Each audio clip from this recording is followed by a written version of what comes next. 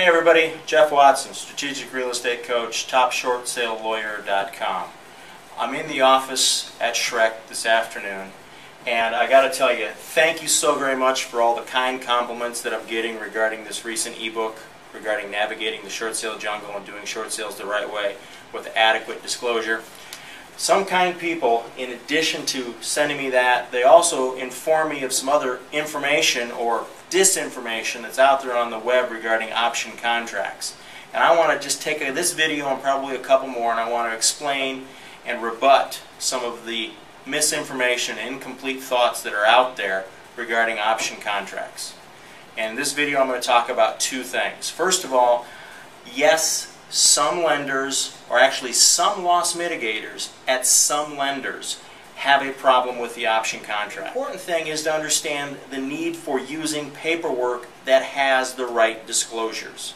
Okay? In addition, just using a regular purchase and sales agreement, it doesn't have the necessary disclosures that comply with what we need to do here to make sure everything's transparent. That's why we use the option contract, and that's why we record either the notice of the option, as you call it in many states, or the memorandum of option, as you record it in a lot of other states. By recording it, you're putting the whole world on notice, and particularly the lenders that you're negotiating with. Not the mortgage companies, but the actual lender, the people who issued the paper and are holding it, okay? You're putting them on notice that you, the investor, have the right to promptly resell the property for a profit. You're putting it as plain as the nose on your face. They understand that. They'll see that. They'll get it. Or if they don't see it, they'll never be able to say you never showed it to them because you did. Not once but twice, in the contract and in the recorded notice. So with doing it that way, you're making full disclosure. The other thing I want to talk about very briefly, and let me just switch over here, I want you to see this on the screen, is there's a whole lot of hype that came out of some articles coming out of Tampa, Florida and Orlando, Florida, regarding a decision made by one of the title insurance funds down there. Okay? Now listen, don't read the newspaper articles. They're wrong. Go to my blog, TopShortSaleLawyer.com. Look at the link I have for the facts, not fear, about option closings. Read the actual title bulletin. Don't just see what I have here on the screen right now, but go look at the actual bulletin. Read it. You'll see that they still do insure short sale transactions. Yes, you can use option closings in Florida. In fact, we've got students closing option deals today. They closed some yesterday, and they're closing some more tomorrow on Friday.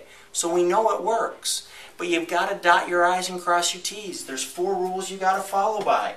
You've got to pay attention to the terms of the short sale payoff letters. The second thing is you've got to make sure there's been no misrepresentations as to the value of the property or the ownership. No misrepresentation is the ownership. That means everything's got to be transparent. That's why they don't like trusts anymore, is because you're not sure who really owns it. Okay? The disbursements have got to be exactly as the HUD says. The HUD has got to be the absolute gospel truth. Not the preliminary HUD, not the negotiating HUDs, but the final HUD has got to be the absolute truth. Yes, it's got to be based on the estimated and negotiating HUDs, but it's got to be the truth. It's got to be certified by the escrow officer as being the actual deal.